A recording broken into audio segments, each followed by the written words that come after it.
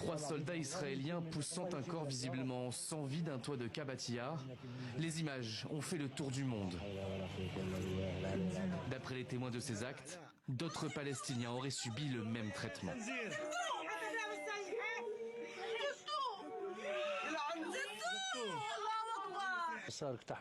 Les forces spéciales ont pris d'assaut la maison et en ont encerclé plusieurs autres.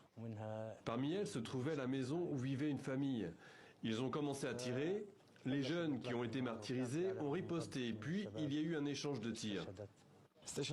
Les soldats israéliens sont allés sur l'autre toit où se trouvaient 3 jeunes hommes, 3 martyrs, et ils les ont jetés du toit.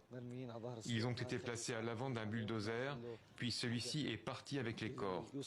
Ils ne nous ont ni laissé faire nos adieux, ni permis d'organiser des funérailles pour eux. L'armée israélienne confirme l'échange de tirs entre soldats et hommes armés dans ce territoire occupé par Israël depuis 1967. Elle assure prendre l'événement au sérieux.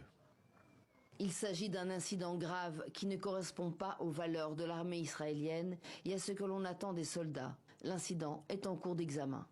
Des violences condamnées par les États-Unis, fidèles alliés d'Israël. Les images de ces actes sont jugées profondément préoccupantes. Si les images sont authentifiées, il s'agit clairement d'un comportement odieux et choquant de la part de militaires professionnels.